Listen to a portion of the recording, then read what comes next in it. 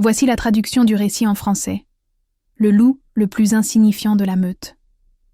C'était Leila, une oméga née pour être silencieuse, pour servir et pour être invisible. La nuit du choix de l'alpha, elle ne fut pas simplement ignorée. Elle fut publiquement rejetée, exilée par l'alpha Gideon au cœur du blizzard le plus meurtrier du siècle. Fuyant pour sauver sa vie, elle trébucha dans une grotte cachée pour découvrir qu'elle était déjà occupée. 12 loups gigantesques gisaient dans l'obscurité, leur sang maculant le sol de pierre. C'étaient des étrangers à l'agonie, et Leila, l'oméga rejetée, fit un choix qui allait bouleverser le monde. Au matin, le loup le plus puissant du continent serait à genoux devant elle, non par défaite, mais par dévotion. L'air dans la grande salle de la meute de Shadowcrest crépitait d'une attention mêlée de célébration et d'une anxiété animale brute.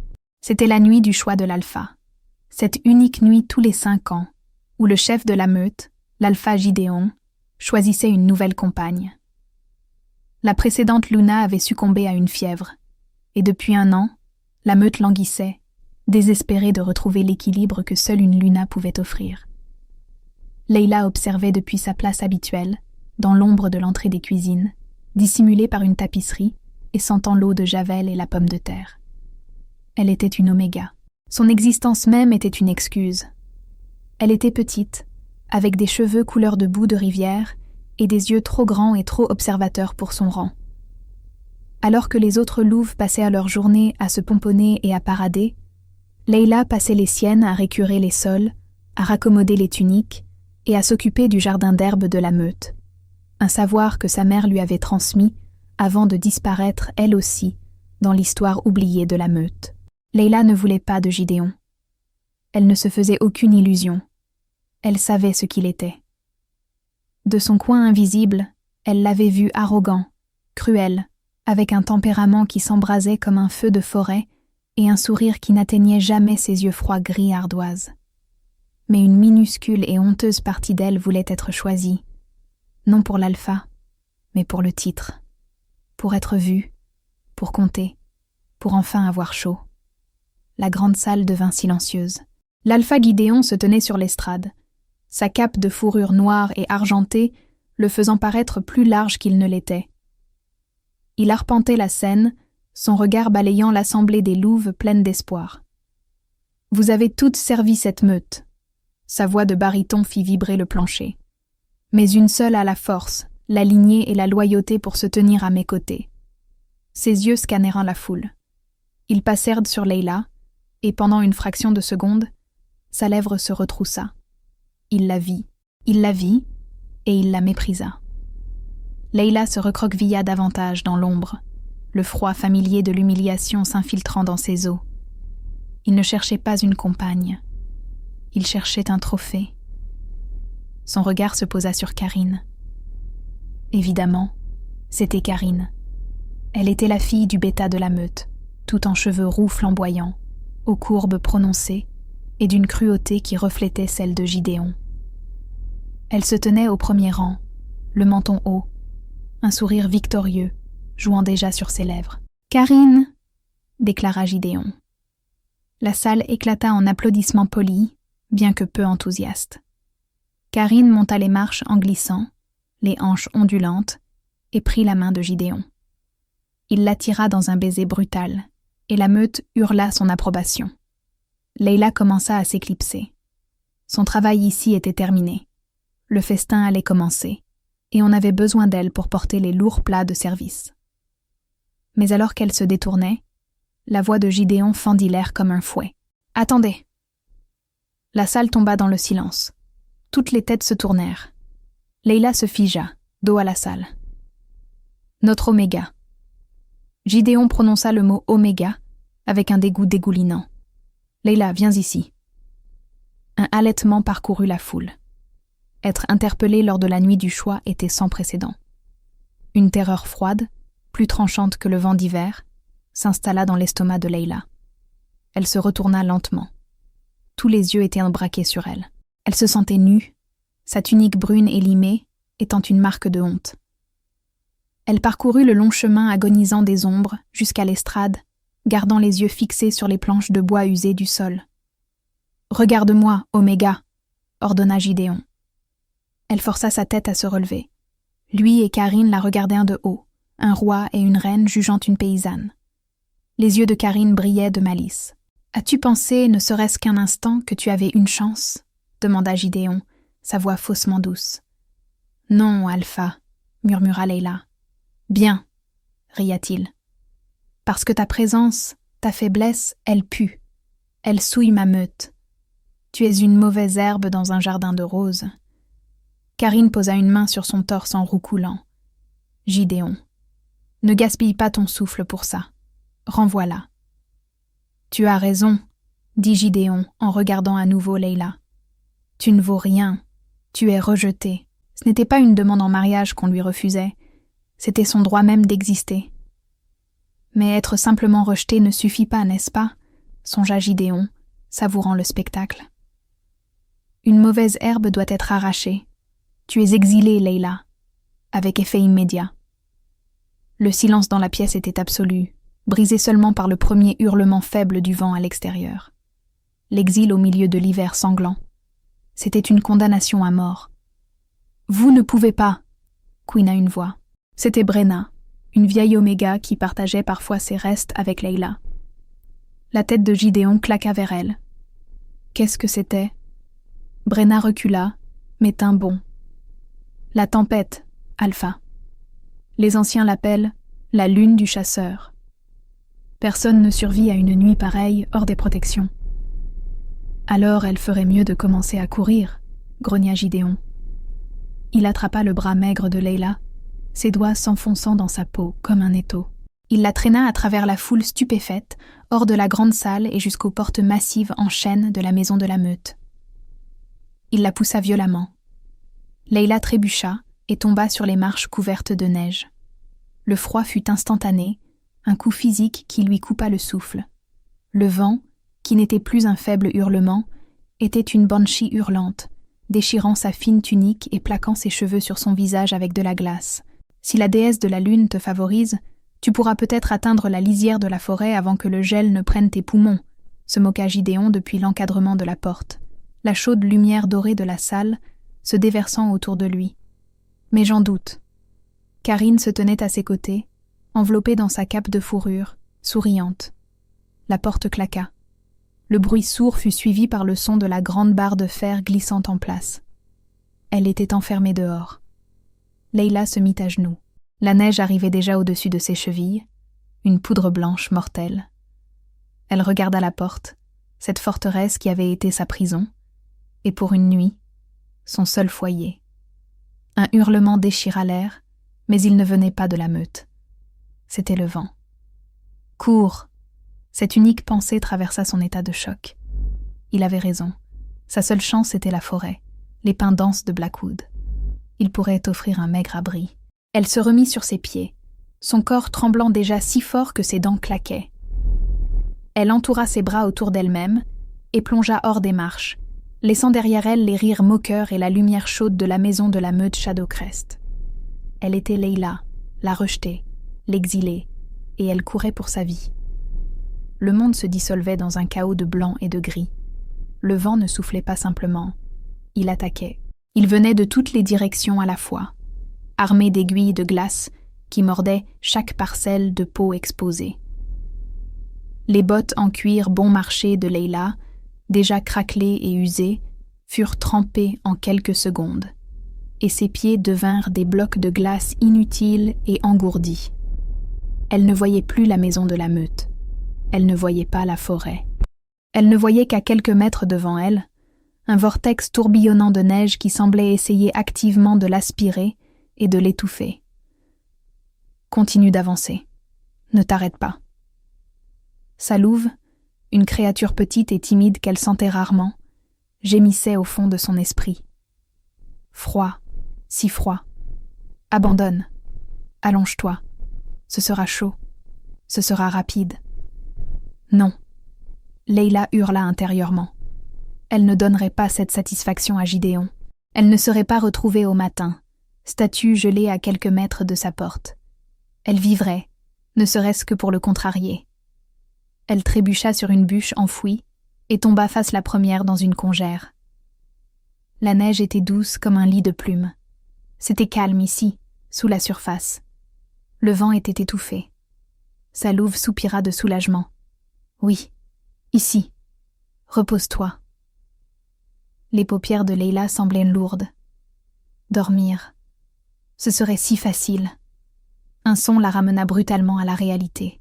Le craquement sec d'une branche, impossiblement fort dans la tempête, suivi d'un grognement sourd et guttural. Ce n'était pas le vent. Des loups, mais pas des loups de meute. Ce grognement était plus profond, déchiqueté, imprégné d'une faim féroce. Des solitaires. Ou pire, les griffes spectrales. Les loups mi-fous au sang de fée dont on disait qu'ils hantaient ces montagnes, rendus déments par leur sang mêlé.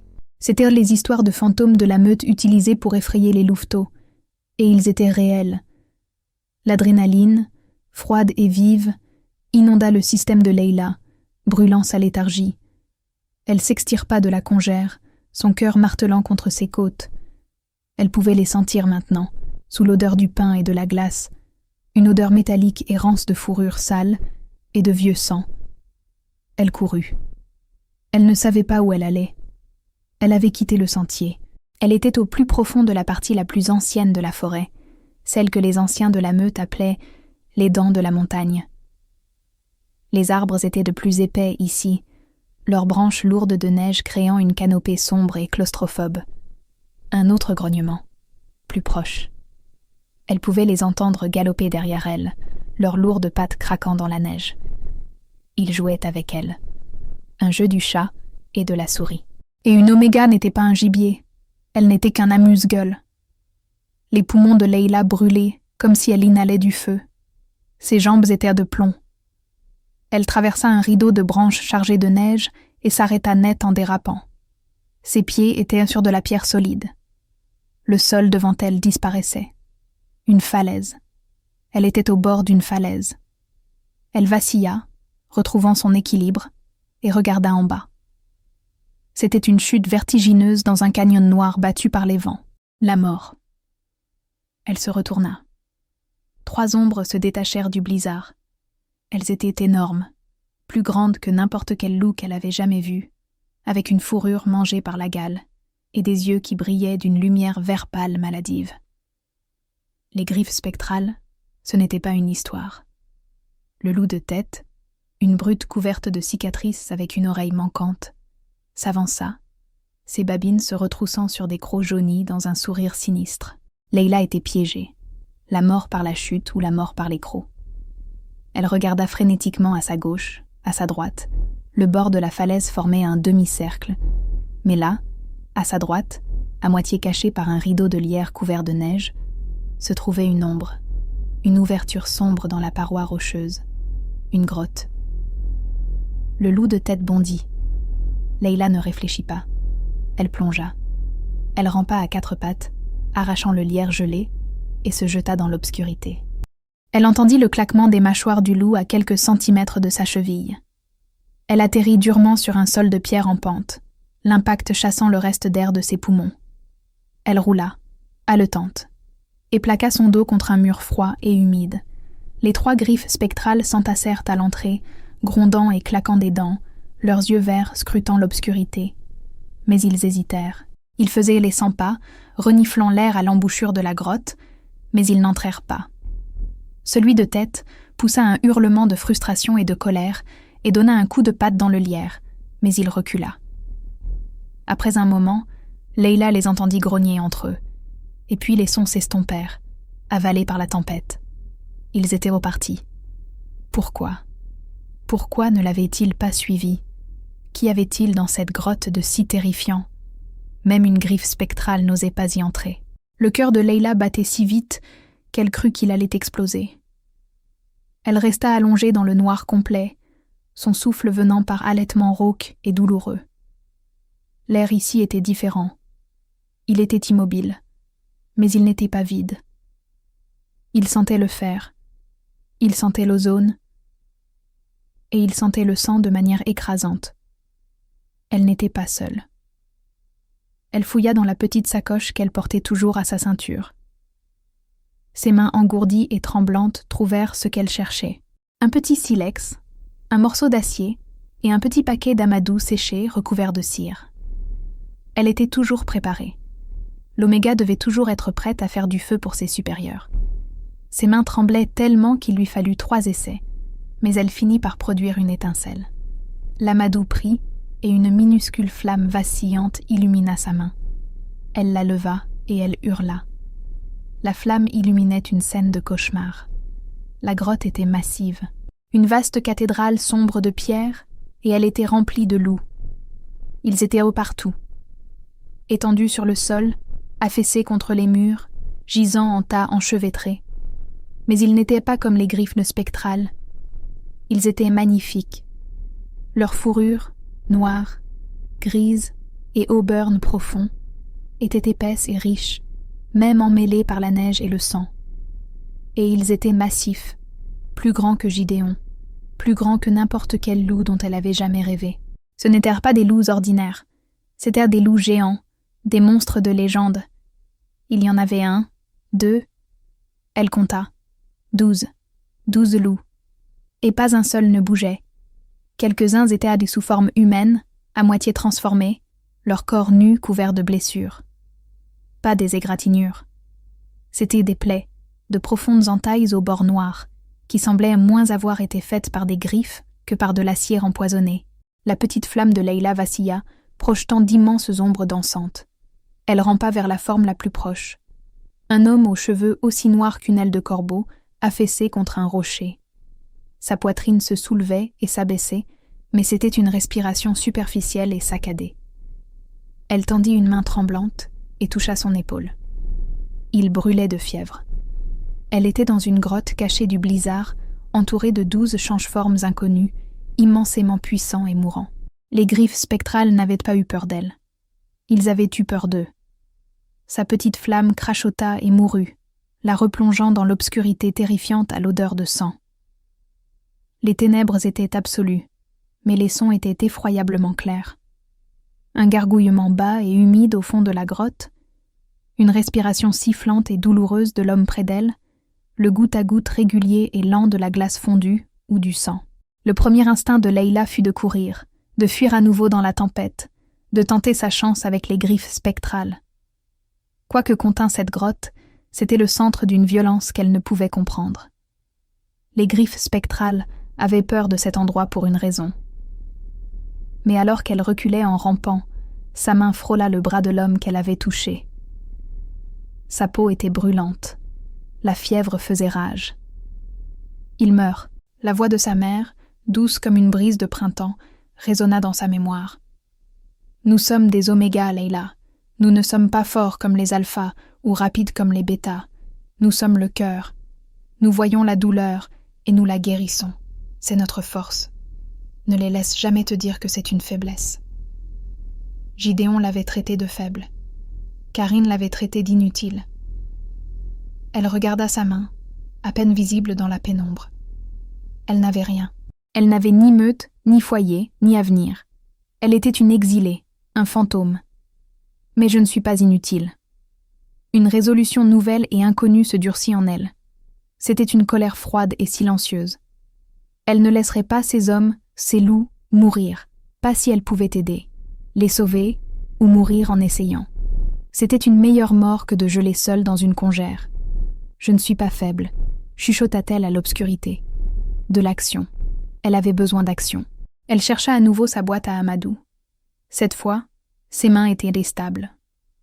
Elle fit une étincelle et alluma le petit paquet. Elle regarda autour d'elle, repérant un tas de branches sèches et mortes depuis longtemps dans un coin, probablement traînées là par un animal, une bénédiction. En quelques minutes, elle eut un petit feu crépitant. C'était pitoyable contre le vaste froid sombre de la grotte, mais c'était un début. La lumière vacillante lui donna un meilleur aperçu du carnage. C'était une zone de guerre. Les 12 loups, ou hommes, ils étaient à divers stades de transformation, formaient une unité. Ils étaient vêtus, ou l'avaient été, de restes d'équipements fonctionnels noirs maintenant en lambeaux. Le sigle sur un morceau d'épaulière en cuir attira son attention. Une tête de loup cramoisi, grondant. Elle ne l'avait jamais vu auparavant. Elle reporta son attention sur l'homme le plus proche, celui aux cheveux noirs corbeaux. Il était puissamment bâti, une tapisserie de muscles et de vieilles cicatrices. Son visage était noble même dans sa grimace fiévreuse, avec une mâchoire forte et un nez droit et fier. Une nouvelle blessure, une entaille vicieuse en travers de ses côtes, suintait un poison noir et malodorant. Poison. C'était pour ça qu'ils étaient si faibles. Ce n'était pas un combat perdu. C'était une embuscade, un assassinat. Leila déchira une bande de tissu de l'ourlet de sa propre tunique. C'était tout ce qu'elle avait. Elle courut à l'entrée de la grotte, ramassant des poignées de la neige la plus pure. Elle l'utilisa pour nettoyer la plaie. L'homme grogna, un son profond et grondant qui vibra dans ses os, mais il ne se réveilla pas. « Je sais », murmura-t-elle, la voix douce. « Je suis désolée, mais ça va aider. » Elle regarda le poison. Il était sombre, visqueux, féerique. Son estomac se retourna. Mais elle connaissait cela. Sa mère le lui avait appris. La montagne fournit le poison et l'antidote. Mon enfant, tu dois juste savoir où regarder. Elle scruta à nouveau l'entrée de la grotte. Le lierre que les griffes spectrales avaient griffé. Ce n'était pas juste du lierre. Mélangé à lui, identifiable même dans la neige, se trouvait une fine vigne argentée avec des épines. L'épine de lune, une plante rare et dangereuse, mortelle pour les mortels. Mais pour le poison des fées, c'était le seul antidote. Elle saisit son couteau en silex. « Je reviens tout de suite », promit-elle à l'homme inconscient. Elle rampa jusqu'à l'entrée de la grotte. Le vent était toujours une force physique, mais sa résolution alimentée par le feu était un bouclier. Elle tailla dans les vignes gelées. Ses doigts engourdis travaillant maladroitement, elle rassembla une brassée d'épines de lune, plus une poignée d'aiguilles de pin gelé et tenaces. De retour près du feu, elle utilisa une pierre plate comme mortier et son couteau comme pilon. Elle écrasa les aiguilles de pin, l'épine de lune et un peu de neige pour en faire une pâte épaisse et odorante. L'odeur était vive et propre. Elle retourna vers l'homme aux cheveux noirs. « Ça va faire mal », prévint-elle sa forme endormie. Elle appliqua la pâte verte et blanche dans la plaie noire et purulente. L'effet fut instantané. L'homme rugit. Ce n'était pas un son humain, c'était le son d'une montagne se brisant en deux. Il convulsa, son dos s'arquant au-dessus du sol. Ses yeux s'ouvrirent brusquement. Ce n'étaient pas les yeux d'un homme. C'étaient les yeux d'or, en fusion d'un alpha dominant et furieux. Ils se verrouillèrent sur elle, et Leila sentit sa propre louve faible s'effondrer en soumission. C'était cela, la puissance. Avant qu'elle ne puisse réagir, un autre homme, celui-ci aux cheveux sablonneux et aux bras cassés, se jeta hors de l'ombre. Il avait fait semblant d'être inconscient. Il la percuta, la plaquant au sol, son avant-bras en travers de sa gorge. « Qui es-tu » grogna-t-il, la voix rauque. « Sorcière des griffes spectrales, qu'est-ce que tu lui as fait » Leila griffa son bras, sa vision se brouillant. « J'aide » réussit-elle à dire en s'étouffant. « Keon, ça suffit. » Ce seul mot traversa la grotte. Ce n'était pas un cri, mais un ordre qui exigeait d'être obéi. L'homme sur elle, Keon, se figea. Il regarda par-dessus son épaule. L'alpha aux cheveux noirs était assis. L'or dans ses yeux s'estompait, remplacé par un bleu vif, intelligent et incroyablement perçant. La fièvre avait disparu. La noirceur se retirait de sa blessure. Il était faible, respirant lourdement, mais il était lucide. « J'ai dit », répéta l'alpha, la voix dangereusement douce. « Ça suffit, lâche-la. » Keon s'écarta comme s'il avait été brûlé. Leila haleta pour chercher de l'air, frottant sa gorge meurtrie. Le regard de l'alpha tomba sur elle. Il l'étudia. Il vit sa tunique élimée, ses doigts bleus engourdis, la pochette d'herbe à sa ceinture. Il regarda le feu qu'elle avait construit. Il regarda la blessure sur son flanc, maintenant propre et remplie de pattes d'épines de lune. Tu m'as guéri, déclara-t-il. Ce n'était pas une question. Vous étiez empoisonné, dit Leila, la voix tremblante mais le regard défiant. Elle ne se laisserait pas intimider. Plus maintenant. Poison de sang de fée. L'épine de lune. C'est le seul antidote. Keon la regarda, stupéfait. Tu connais le poison des fées ?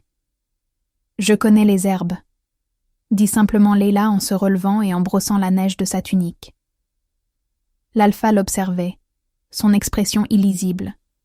Il regarda autour de la grotte ses 11 autres hommes, tous gémissant et bougeant maintenant que la menace immédiate était passée. « Je m'appelle Keon », dit l'homme aux cheveux sablonneux, son ton n'étant plus hostile, mais méfiant et empreint d'un nouveau respect réticent.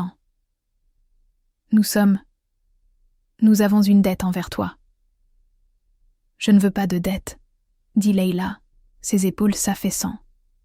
L'adrénaline s'estompait, la laissant épuisée. Je ne pouvais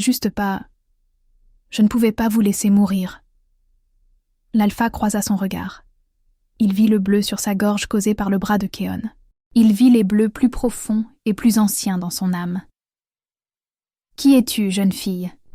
demanda-t-il, sa voix basse et impérieuse. Quelle meute laisserait une Oméga, avec un savoir de guérisseuse, mourir dans un blizzard ? La meute de Shadowcrest, dit Leila, la voix amère. Et mon alpha, Gideon, m'a exilé. Il m'a chassé il y a juste quelques heures. Une immobilité dangereuse tomba sur l'alpha. Il échangea un regard avec Keon. Gideon, répéta l'alpha, le nom ayant un goût de cendre dans sa bouche. De Shadowcrest. Oui, dit Leila, confuse. Le connaissez-vous ? Avant que l'alpha ne puisse répondre, un nouveau son provint de l'entrée de la grotte. Le vent s'était légèrement calmé, et dans l'accalmie, Leila l'entendit. Des voix d'hommes criant et le bruit sourd de lourdes pattes dans la neige. Je savais que je sentais un rat, tonna une voix. Une voix qui glaça le sang de Leila plus que le blizzard. C'était Gideon. Il l'avait pisté. La grotte qui, quelques instants auparavant, semblait être un sanctuaire, devint instantanément un piège. « Ils sont là », siffla Keon, saisissant un couteau à l'air méchant dans sa botte. Il essaya de se lever, mais ses jambes affaiblies par le poison se dérobèrent. Il jura, le visage pâle de fureur et d'impuissance. Les 10 autres loups s'agitaient, se redressant. C'était un mélange d'os brisés, de blessures empoisonnées et d'obstination pure. L'un d'eux, un homme massif à la barbe rousse, Leila vit son nom, Maddox, tatoué sur son avant-bras, chancela jusqu'à ses pieds et forma un mur protecteur devant l'alpha aux cheveux noirs assis. « Votre Majesté, restez à terre », grogna Maddox d'une voix sourde. « Votre Majesté ?» L'esprit de Leila tourbillonna. Elle n'eut pas le temps de traiter le mot. « Au fond, vous tous », ordonna l'alpha aux cheveux noirs. Il ne demandait pas. C'était l'homme qu'elle avait guéri. Il pointa un doigt non pas vers Leila, mais vers ses propres hommes.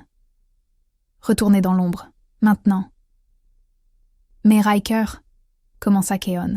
« C'est un ordre, Keon. » L'alpha, Riker, claqua. Sa voix, bien qu'affaiblie, était une force physique.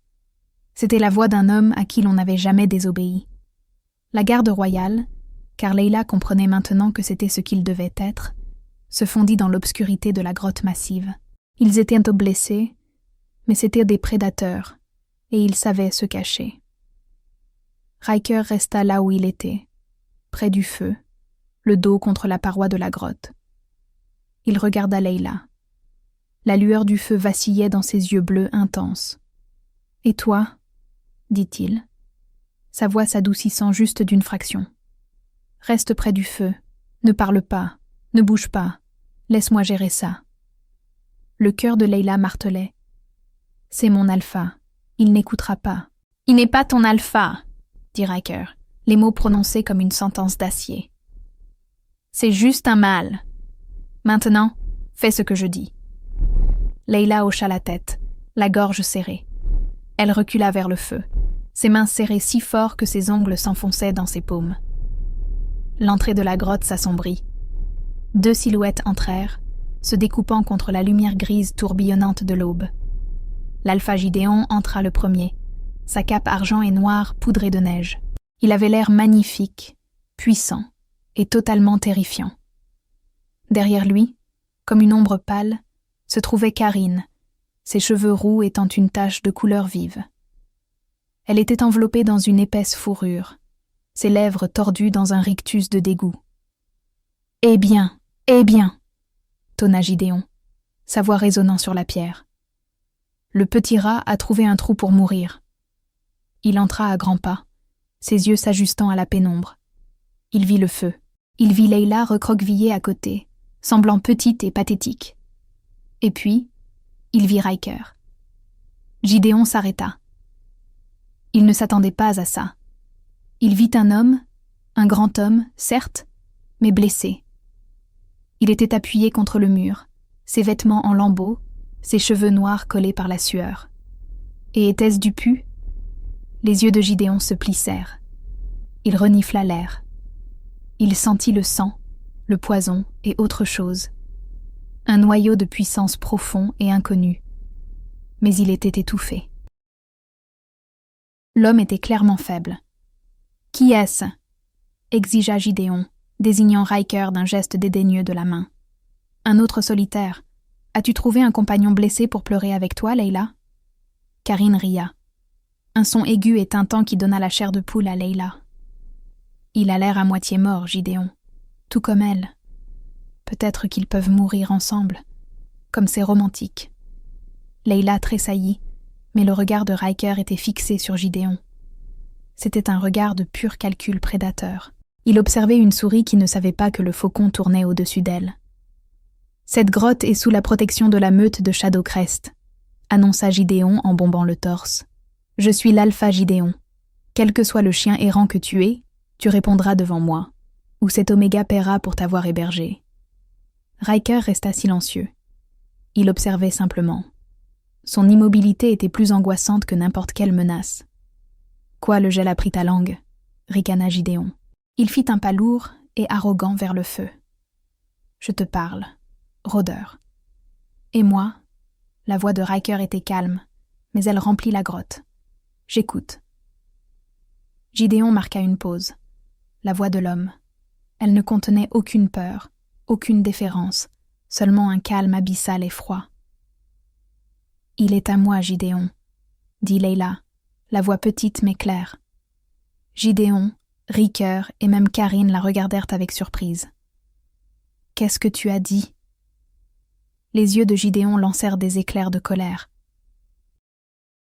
Leila se mit à genoux. Elle était terrifiée. Mais la vue de l'arrogance de Gideon, sa stupidité face à ce roi, lui donna un courage étrange et sauvage. « Je l'ai trouvé, » dit-elle, la voix plus forte. Lui et ses hommes, ils étaient blessés. Je suis une guérisseuse. Je les aide. Vous ne pouvez pas les avoir. Gideon la fixa comme si une deuxième tête lui avait poussé. Puis il rejeta la tête en arrière et rugit de rire. C'était un son dur et laid. Tu es une guérisseuse ? Tu es une récureuse de sol, Oméga, et tu ne peux pas m'empêcher. Tu me donnes des ordres ? Il s'avança vers elle d'un pas menaçant. Je vais t'apprendre le sens de ta place. Il leva la main, ses griffes partiellement sorties pour la frapper d'un revers de main. Non, cria Leila en reculant, mais le coup ne tomba jamais.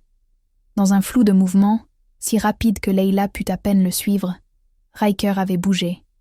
Il n'était plus appuyé contre le mur. Il se tenait entre Leila et Gideon. Même avec la blessure, le poison et l'épuisement, Riker était encore plus rapide qu'un alpha en bonne santé. Il tenait le poignet de Gideon dans une prise qui broyait visiblement et audiblement l'os. Crac! Gideon hurla. C'était un son aigu, mince, incrédule. Il regarda avec horreur sa main pliée selon un angle impossible. « Tu as cassé mon bras !» hurla-t-il, sa fierté d'alpha volant en éclats. « C'était un coup maladroit », dit Riker, sa voix totalement dénuée d'émotion. Il relâcha le bras Et Gideon recula en titubant, serrant son poignet ruiné, le visage masqué par une agonie blanche et choqué. Karine hurla. « Gideon, il t'a attaqué. Tue-le !» « Silence !» dit Riker sans même la regarder. Le mot n'était pas une demande. La puissance qu'il contenait, le pur commandement d'Alpha, percuta Karine comme un coup physique. Elle plaqua ses mains sur sa bouche, les yeux écarquillés de terreur. Elle ne pouvait littéralement plus parler. Gideon respirait lourdement, sa seule main valide serrant son bras. La dynamique dans la grotte avait changé violemment et irrévocablement. « Toi, qui? Qu'es-tu » bégaya Gideon, son arrogance s'évaporant, remplacée par une peur naissante et maladive. Il regardait Riker correctement maintenant. Il voyait la largeur de ses épaules, la puissance innée contenue. Il reniflait l'air. Et sous le sang et les herbes, il sentait enfin la vérité. C'était une odeur qu'il ne connaissait que par les légendes. L'odeur du premier loup, la lignée du roi. « Il m'a demandé mon nom », dit Riker, sa voix conversationnelle, bien qu'elle résonnât d'une puissance glaçante. Il fit un pas vers Gideon. Gideon fit un pas en arrière. Il m'a demandé qui j'étais. Riker fit un autre pas. Il a posé ses mains. La voix de Riker tomba dans un grondement qui fit trembler la poussière du plafond. Sur ma guérisseuse, depuis l'ombre, 12 paires d'yeux dorés s'allumèrent, brillant dans le noir comme des étoiles tombées. La garde royale s'avança, blessée, mais prête à tuer. Le monde de Gideon s'effondra. Il regarda les 12 guerriers d'élite légendaires. Il regarda l'homme qui les avait guéris, et il regarda l'homme qui se tenait devant lui, ses yeux bleus brûlant maintenant d'une fureur froide et juste. Les genoux de Gideon lâchèrent. Il tomba dans la neige et la boue à l'entrée de la grotte. « Non !» chuchota Gideon, la voix tremblante. « Ce n'est pas possible. Vous êtes censé être à la capitale. » Riker s'arrêta, dominant le pathétique Alpha à genoux. « Je suis Riker, roi Alpha de tous les territoires, » déclara-t-il, sa voix tombant comme un jugement. « Et toi, Alpha Gideon, tu viens de lever la main sur Maluna. » Layla se figea, la garde royale se figea, et dans le silence de la grotte, le cœur de Layla s'arrêta. Ça quoi? Le silence dans la grotte était si profond que Layla pouvait entendre le sifflement d'un unique flocon de neige fondant sur le feu. Maluna. Les mots pendèrent dans l'air, plus lourds et plus puissants que n'importe quel ordre d'Alpha. Gideon, agenouillé dans la gadoue, regardait Riker avec un visage de pure terreur abjecte. Son esprit, qui avait été si lent à comprendre, s'emballait maintenant, reliant les points dans une tapisserie horrifiante.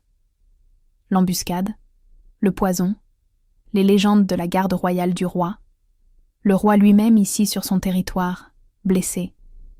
Et lui, Gideon, venait de... « Votre Majesté », balbutia Gideon, baissant la tête si bas que son front toucha le sol de pierre. Il se prosternait.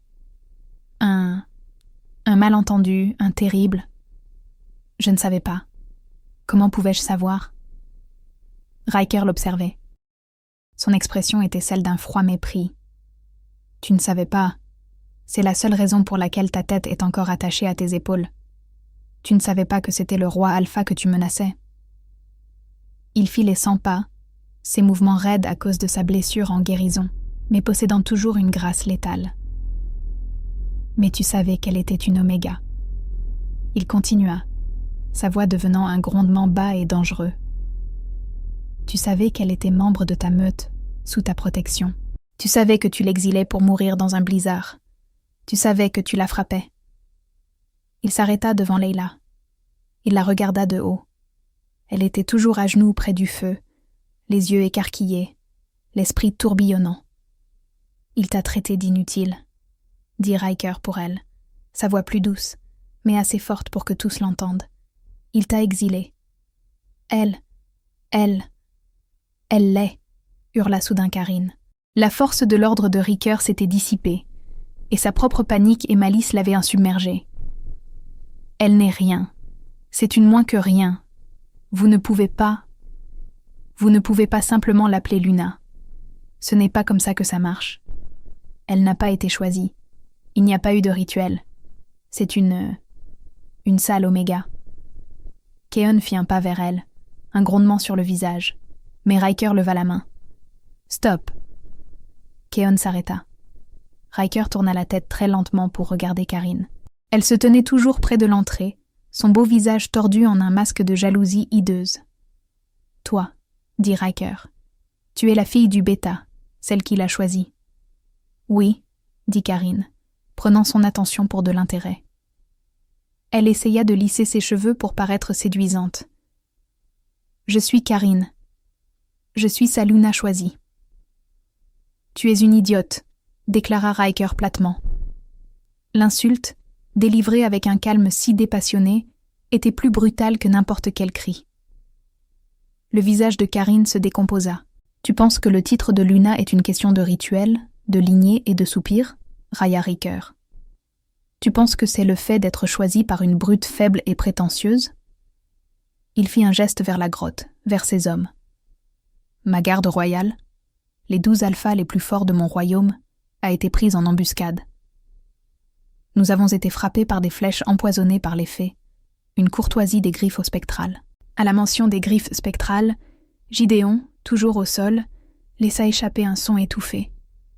Les yeux de Riker revinrent brusquement sur lui. Ah, donc tu sais qu'il chasse dans tes bois et tu n'as rien fait. Intéressant. Il reporta son attention sur la grotte. Nous les avons repoussés, mais le poison était efficace. Nous avons atteint cette grotte, notre sanctuaire d'urgence, pour mourir. Nous brûlions d'une fièvre qui aurait cuit nos cerveaux avant le matin. Il regarda Layla, son regard s'adoucissant d'une émotion brute et profonde qui fit mal au cœur de la jeune femme. Et puis elle est venue. Une Oméga chassée, gelée, traquée. Elle avait toutes les raisons de courir. Toutes les raisons de nous laisser mourir. Nous étions des étrangers et l'un de mes propres hommes. Il lança un bref regard dur à Keon qui grimaça. L'a attaquée. Et qu'a-t-elle fait? La voix de Riker était une proclamation puissante, destinée à éduquer, à juger. Elle a fait du feu. Elle a bravé la tempête à nouveau pour rassembler de l'épine de lune. Une herbe que la fille de ton bêta ici présente pense probablement être une mauvaise herbe. Elle connaissait l'antidote à un poison qui a déconcerté mes propres guérisseurs royaux. Elle, avec ses mains d'Oméga inutiles, a sauvé à elle seule la vie de toute la garde royale et du roi. Il s'avança et s'agenouilla devant Layla, ignorant Gideon, ignorant Karin, ignorant ses propres hommes. Il était à son niveau. Il la regarda droit dans les yeux. Les siens n'étaient en plus froids, mais brûlés d'un feu bleu. Et ensuite, dit-il, sa voix tombant dans un quasi-murmure, juste pour elle. Après tout ça, quand ton alpha est venu pour lui faire du mal, elle, sans force, sans personne pour la soutenir, elle a essayé de se tenir entre lui et moi. Il toucha doucement, si doucement, le bleu sur sa gorge, où Keon l'avait saisi. Layla frissonna, mais pas de froid. Ça, dit Riker, sa voix résonnant de conviction. Ce n'est pas une Oméga, ce n'est pas de la faiblesse, c'est une reine. Il se leva, se tournant pour faire face au reste pathétique du commandement de Shadowcrest. Gideon, dit Riker, toute douceur disparue. Tu es dépouillé de ton titre, tu n'es plus alpha. Non, pitié, votre majesté, je vous en supplie, rampa Gideon, essayant d'avancer. Tu as failli à ta meute, tu as failli à ta déesse et tu as commis une haute trahison. Trahison, quina Gideon? Les griffes spectrales, dit Riker. Ils savaient où nous serions. Ils connaissaient notre route. Une embuscade comme celle-là. Elle nécessitait des informations de l'intérieur d'une meute, d'un alpha. Un alpha qui recevait peut-être une part de leurs biens volés, un alpha qui les laissait chasser sur son territoire tant qu'ils restaient loin de la maison de la meute. Le visage de Gideon passa de terrifié à blanc spectral. Il était pris. Keon, Maddox, arrêtez-le, ordonna Riker. Il sera emmené à la capitale pour un procès public. Il souhaitera la mort qu'il a si facilement distribuée à cet Oméga. Les deux gardes, malgré leurs blessures, s'élancèrent et remirent Gideon sur ses pieds. Il ne se battit pas. C'était un loup brisé et vaincu. Et elle? Keon pointa Karine, qui tremblait, des larmes de rage et de terreur ruisselant sur son visage. Elle est complice de la cruauté de son alpha, dit Riker. Mais son vrai crime est l'ignorance. Elle sera emmenée aussi. Elle servira non pas comme Luna, mais dans les cuisines royales. Elle récurera les sols et apprendra ce qu'est le vrai travail. Peut-être que dans quelques années, elle apprendra l'humilité. Sinon, elle sera juste une idiote très propre. Karine laissa échapper un gémissement de désespoir, alors que Maddox attrapait son bras et la traînait sans cérémonie à côté de Gideon. La grotte était de nouveau calme. Le drame était terminé. La tempête dehors avait commencé à se calmer, et la première lumière gris pâle du matin filtrait à l'intérieur. Riker se tenait au centre de la grotte, le maître incontesté de tout cela. Il était blessé, ses vêtements étaient ruinés, mais il n'avait jamais paru plus puissant. Et puis, il se tourna vers Layla. Elle était la seule qui restait. Les gardes, les prisonniers, tous attendaient. Riker marcha vers elle. Il se tint devant elle pendant un long moment silencieux, la regardant simplement.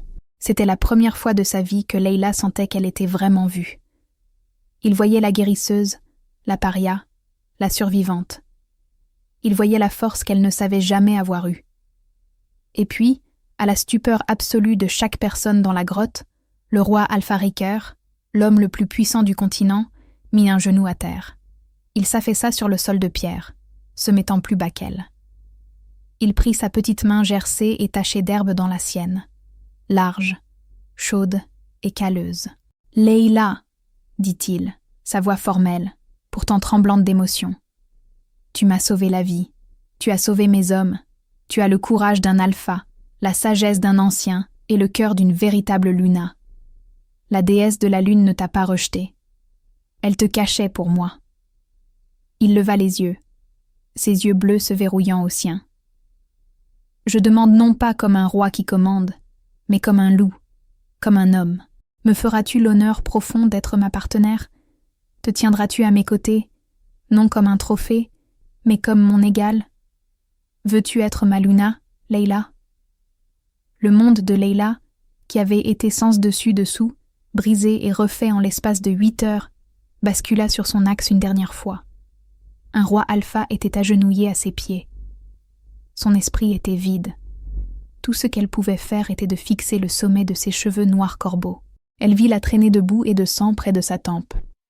Elle eut l'envie absurde et écrasante de tendre la main et de la nettoyer. « Il te pose une question », chuchota sa propre voix dans sa tête. « Je... balbutia-t-elle.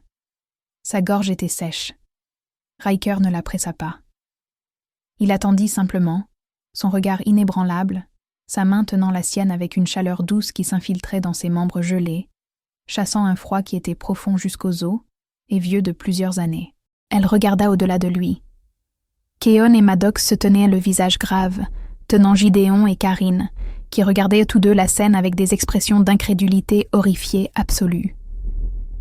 Les 10 autres membres de la garde royale, blessés hélas, regardaient aussi, mais ils n'étaient pas horrifiés. Ils étaient pleins d'espoir. Leurs expressions étaient douces, respectueuses. Ils la regardaient comme si elle détenait la réponse à une prière. Elle, Layla, l'Oméga, la récureuse de Sol, le rebut. Elle regarda de nouveau Riker. Elle vit l'homme qu'elle avait guéri. Elle vit le guerrier qui l'avait protégé. Elle vit le roi qui avait rendu un jugement. Mais sous tout cela, elle vit autre chose. Elle vit une lueur de vulnérabilité. Il était le roi, oui, mais il était aussi un homme agenouillé sur un sol de pierre froide, demandant. Il ne la déclarait pas simplement sa Luna comme il l'avait fait par colère envers Gideon. Il lui demandait de l'être. Il lui donnait la seule chose que personne, surtout pas Gideon, ne lui avait jamais donnée. Un choix. « Pourquoi moi ?»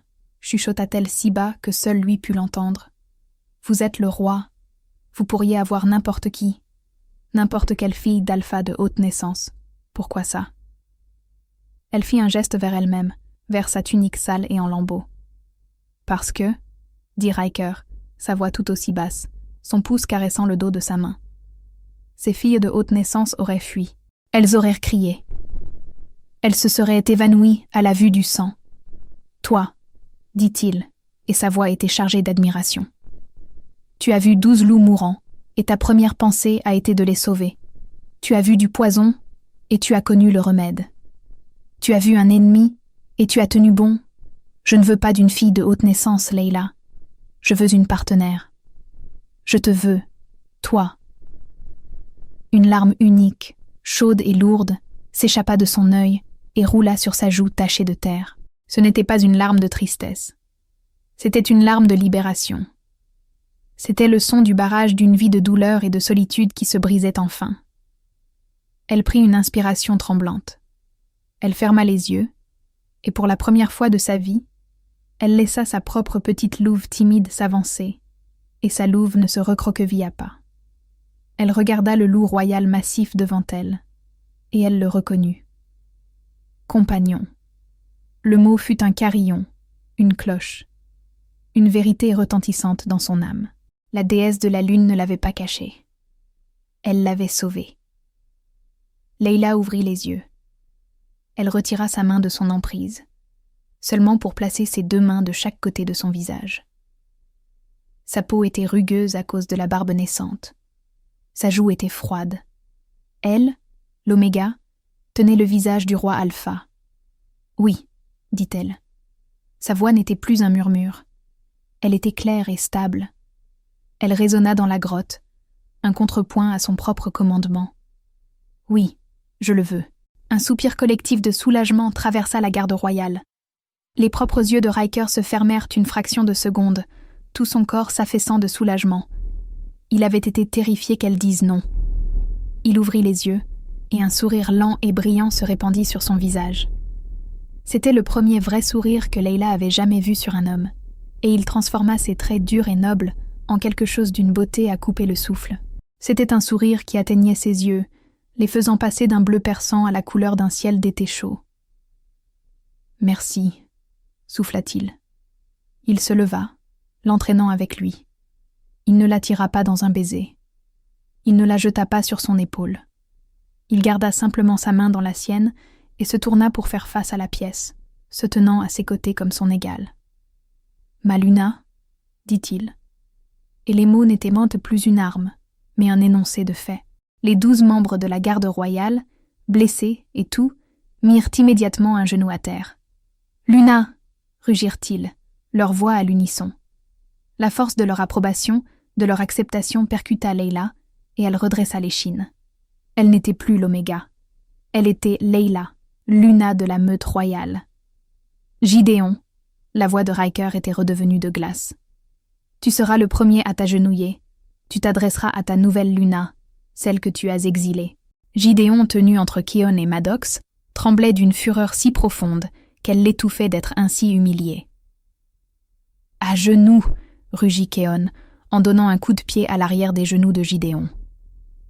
Gideon s'effondra sur la pierre. Il refusa de la regarder. « Je... Regarde-la !» commanda Riker. Lentement, ses yeux brûlant d'une haine qui était presque impressionnante, Gideon leva la tête.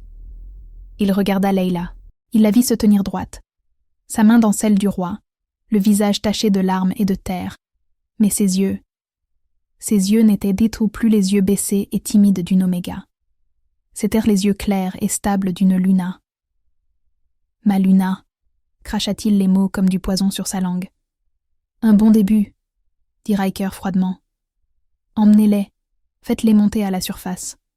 Envoyez un signal au dirigeable royal. Je les veux dans une cellule avant midi. » Keon et Maddox hochèrent la tête. « Oui, Votre Majesté. » Ils traînèrent Gideon et Karine en pleurs, hors de l'entrée de la grotte, dans la nouvelle lumière vive du matin. La tempête était passée. Leila et Riker restèrent avec les 10 autres gardes qui luttaient maintenant pour se remettre debout, s'inclinant respectueusement. « Allez !» leur dit Riker. « Sécurisez le périmètre, trouvez nos pactages, et merci pour votre service. » Les hommes hochèrent tôt la tête un par un et sortirent en file indienne, chacun s'arrêtant pour adresser à Leila un signe de tête empreint d'un profond respect. Enfin, ils furent seuls. Il n'y avait plus que Leila et Riker dans la grotte massive et silencieuse. Le feu brûlait bas, et le soleil brillant du matin entrait à flot par l'entrée, coupant une bande dorée brillante à travers l'obscurité, illuminant les grains de poussière dansant dans l'air. Leila regarda sa main toujours tenue dans la sienne. Elle était si petite. Je ne sais pas comment être une Luna, dit-elle doucement, le premier doute s'insinuant. Je ne sais pas comment être une reine. Riker se tourna vers elle. Il utilisa sa main libre pour enfin brosser la tache de sang et de terre de sa joue. Son toucher impossiblement doux. « Tu n'as pas besoin de savoir, » dit-il, sa voix basse et intime. « Tu as juste besoin d'être. Tu as été une Luna au moment où tu as décidé de faire ce feu. Tu as été une reine au moment où tu as tenu tête à Gideon. » Il sourit. « Le reste, c'est juste de l'apprentissage. Et je serai avec toi. Nous apprendrons ensemble. » Il serra sa main. « La tempête est finie, Leila. Il est temps de rentrer à la maison. » « La maison ?» demanda-t-elle. « Ma maison, notre maison, la meute royale. » Il la conduisit vers l'entrée de la grotte, vers la lumière. Elle fit un pas puis s'arrêta, regardant en arrière vers la grotte sombre et sanglante qui avait été sa prison, son sanctuaire et son creuset. Elle n'oublierait jamais cet endroit. Elle tourna le dos à l'obscurité, et la main fermement tenue dans celle du roi, Leila sortit dans le matin. La lumière était aveuglante.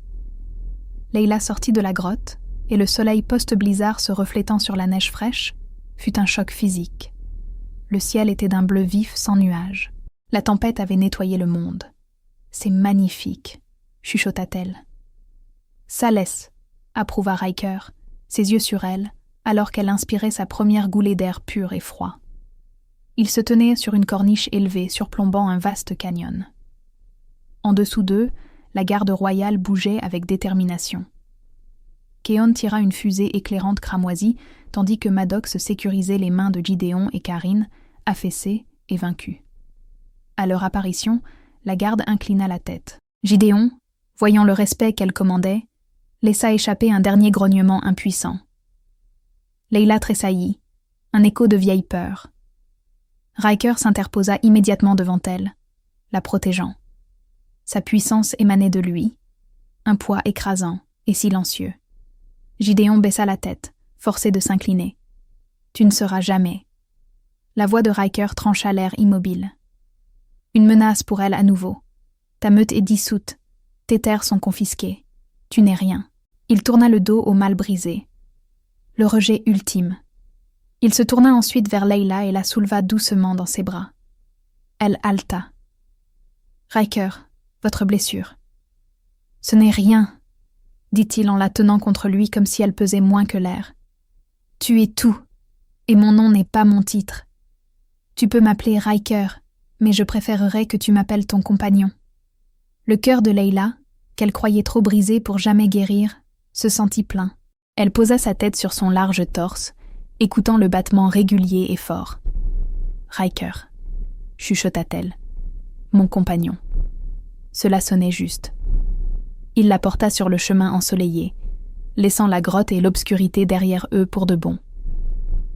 Un mois plus tard, Leila se tenait dans le jardin de la reine, une immense serre inondée de soleil au cœur de la meute royale.